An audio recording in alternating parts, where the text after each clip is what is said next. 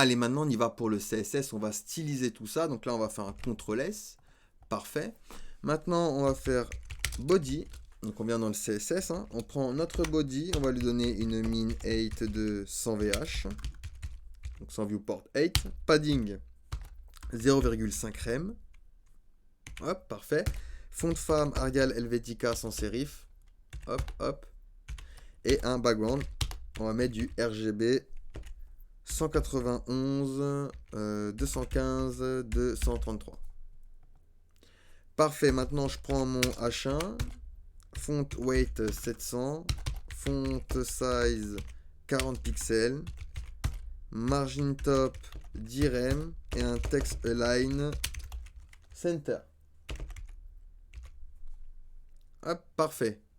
Maintenant je vais prendre mon formulaire, donc je vais faire form, margin top 2 rem, et on va utiliser Flexbox, Display Flex, Justify Content Center et Align Item Center. Et une position relative. Hop et hop.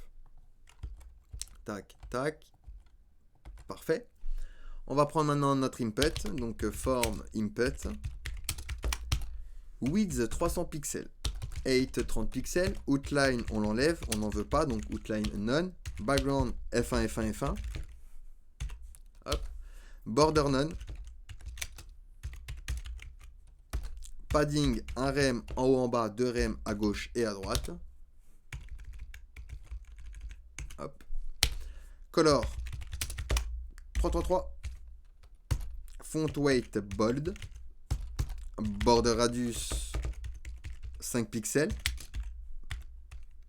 Hop. Et hop. Et une position relative car on va utiliser position absolue sur le placeholder.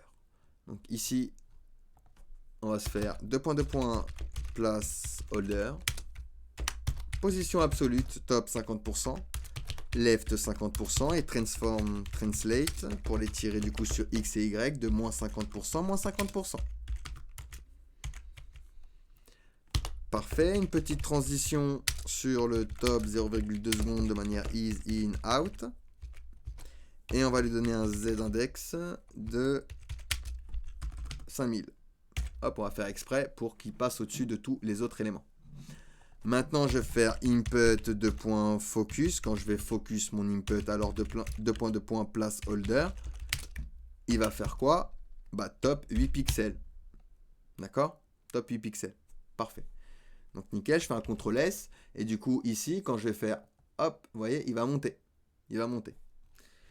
Parfait. Maintenant, on va s'occuper de nos cartes. Donc, point card Pokémon, width 100%, une 8 auto, d'accord, je veux que la hauteur du coup s'adapte tout seul, d'accord.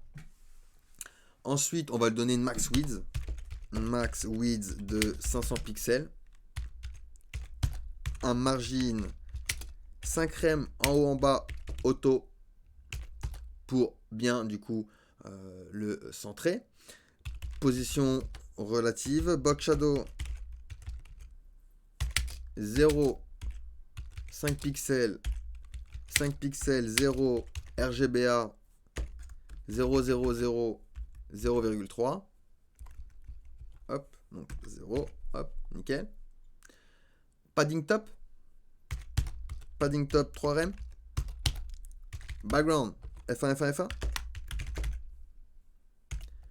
Et un border radius de 5 pixels. Hop et hop. Parfait. On va prendre maintenant un Pokémon nom. Donc ici, je vais faire Pokémon nom. Text Align Center. Et Text Transform Uppercase. On prend maintenant... Alors, hop. On n'oublie pas le point. On prend maintenant card image, container, width 100 pixels, 800 pixels, display block. Hop, parfait. Ensuite, on va prendre du coup... Non, on va le placer, pardon. On va le placer à position absolue, left 50%, transform translate, moins 50%, moins 50%.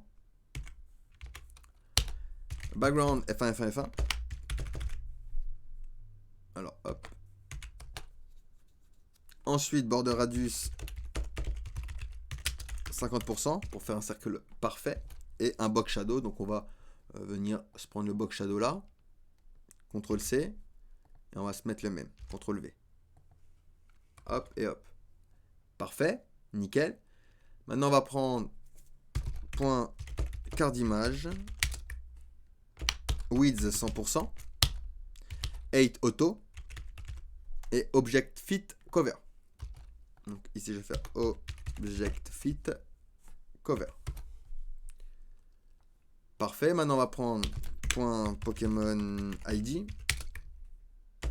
Position absolue. Top 0, white RM. Font weight bold. On prend maintenant Pokémon type. Width 100%. 8, 40 pixels. Text align center.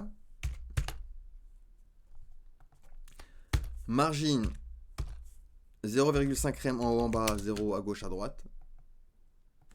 Hop. Line 8, 40 pixels.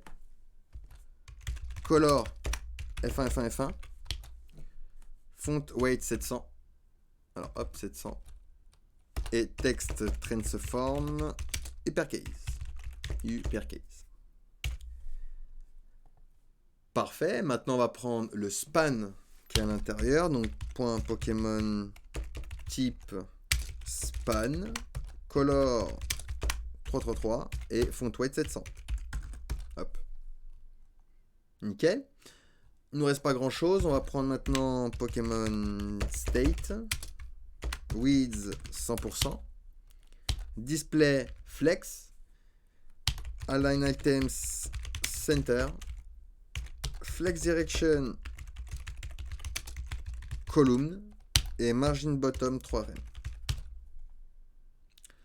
On prend maintenant la div qu'on a créée en JavaScript. Donc Pokémon state div.